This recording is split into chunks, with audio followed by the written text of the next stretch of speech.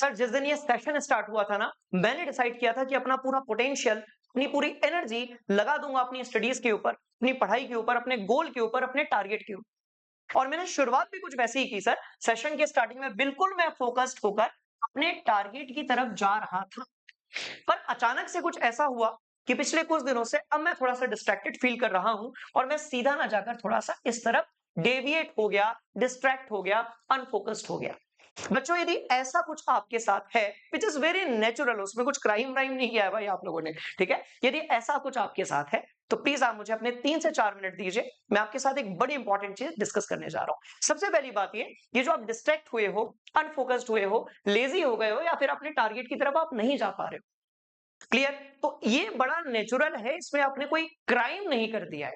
तो सबसे पहले बेटा, ये जो आप अचीव नहीं कर पाते चीजों और उसको लेकर ये जो गिल्ट लेकर आप घूमते हो कि यार मैं पढ़ नहीं पाया, मेरा बैकलॉग हो गया, ठीक है, वो जो गिल्ट है ना बेटा, वो मत लो, क्योंकि इसमें क्राइम जैसा कुछ नहीं है भाई। This is very natural. जिस एज ग्रुप में आप हो और आपके आसपास जो सोशल मीडिया है, आपका फोन है, ये डिस्ट्रैक्शन वाली जितनी भी चीजें हैं ना बच्चे, उससे डिस्ट्रैक्ट होना या अनफोकस्ड होना, इट इज वेरी कॉमन। क्योंकि आप अभी अपनी जिंदगी में बहुत सारी चीजों को पहली बार देख रहे हो। जब आप सोशल मीडिया पर जाते हो, आप फोन पर जाते हो, यूट्यूब पर जाते हो, इंटरनेट पर जाते हो, आप बहुत सारी चीजों को पहली बार देख रहे होते हो। देन डेफिनेटली आपका जो ब्रेन होता है उन चीजों को लेकर इंटरेस्टेड भी होता है, फैसिनेटिंग भी होता है, और बाद में आपके समझ में आता है कि वो सही है या फिर गलत है। तो यदि आप डिस्ट्रैक्ट हो रहे हैं तो it's not a kind of crime. आई बात समझ में? तो ये गिल्ट लेना या फिर वैसा सैड फील करना, वो सब छोड़ दो। डिस्ट्रैक्शन जितना होना था वो हो गया। अब मेरी बात ध्यान से सुनो, करना क्या है, अपने को फोकस करना है सिर्फ अपनी हेल्थ। बात खत्म। प्रायोरिटी सेट कर लो भैया। कितनी बार तो हम लोगों ने अपनी असेंबली में ये वाला डायलॉग या फिर थॉट जो है, कोड जो है, वो चिपकाया हुआ है, हेल्थ इज वेल्थ। बात खत्म हो गई। सीधे प्रायोरिटी सेट कर लो, just focus on your health. और जब मैं हेल्थ की बात करता हूं तो उसमें फिजिकल हेल्थ और मेंटल हेल्थ दोनों आ जाती है बच्चे। अब ये कैसे आ जाती है? तो भैया जैसे ही आपने अपने हेल्थ पर फोकस किया बच्चे, रात को ये जो 2 बजे तक आप लोग रील्स देखते हो, फोन चलाते हो, लैपटॉप या फोन का स्क्रीन टाइम बढ़ाकर आपने रखा हुआ है, वो ऑटोमेटिकली डाउन हो जाएगा। हेल्थ पर आप फोकस कीजिए, आप डेफिनेटली अपने गोल की तरफ ऑटोमेटिकली चले जाएंगे। आपको कहीं ज्यादा प्लानिंग करने की, स्ट्रेटेजी बनाने की, टाइम टेबल बनाने की, ऐसे वाले सस्ते नशे करने की कोई जरूरत नहीं है। Just focus on your health. एक दिन में 6 से 7 घंटे की नींद आपको चाहिए। एक दिन में हर चैप्टर की, हर सब्जेक्ट के आपको कम से कम कुछ क्वेश्चंस की प्रैक्टिस करनी है, ठीक है, और आपको प्रॉपर नींद लेनी है और जल्दी आपको सो जाना है। सिंपल सी बात है। बड़े बच्चे हो, बहुत ज्यादा डीप में मैं नहीं जाऊंगा, सब समझ में आता है आप लोगों को। बहुत समझदार बच्चे हो बेटा, बहुत पोटेंशियल आप लोगों के इसमें। 5 5 सब्जेक्ट्स को एक बार में, कम इंटरेस्ट, ज्यादा इंटरेस्ट, विदाउट इंटरेस्ट पढ़कर पास होकर दिखाते हो, 70 89% 90% बनाते हो। इट्स नॉट अ छोटी मोटी बात। आ गई बात समझ में?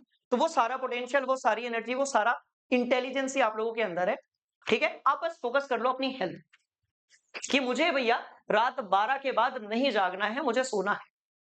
जिस दिन आपने ये करना है स्टार्ट कर दिया, आपका वो जो मोबाइल फोन वाला डिस्ट्रक्शन है ना बेटा, वो 90% यहीं पर खत्म हो जाएगा। आई बात समझ में? और उसका एक फायदा होता है कि जब आप नींद पूरी लेते हैं ना, तो दूसरे दिन आपका बड़ा एनर्जेटिक बीतता है।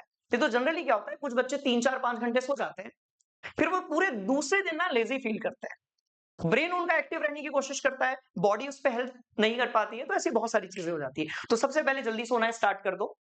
मैं मानता हूं कि 8 या 9 बजे आप सो पाना पॉसिबल नहीं है, टाइम थोड़ा सा चेंज हो गया, बट एटलीस्ट 12 बजे तक आप सोकर सुबह 5:30 6 7 बजे तक आप एटलीस्ट उठने की कोशिश करें।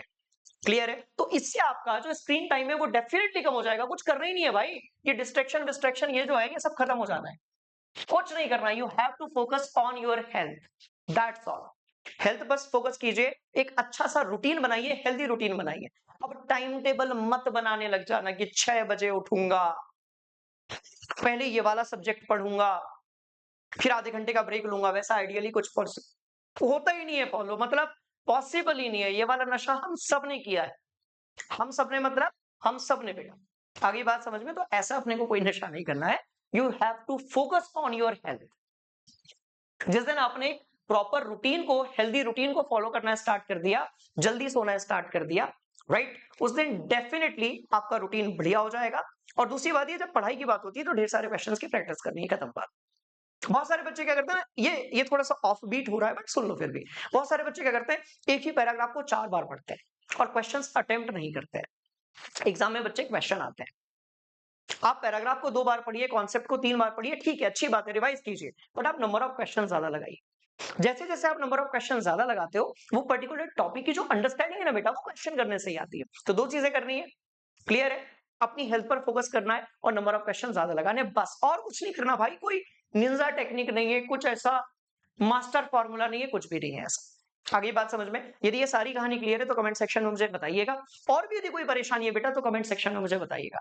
एंड घबराने की जरूरत नहीं है, जितना पोटेंशियल आप लोगों के पास है ना, उतना किसी टीचर के पास भी नहीं है और किसी पर्सन के पास नहीं है, ठीक है? तो बिल्कुल टेंशन नहीं लेना है, बने रहो मेरे साथ, बने रहो अनअकैडमी के साथ, मिलके फोड़ेंगे, मस्त रिजल्ट लेकर आएंगे।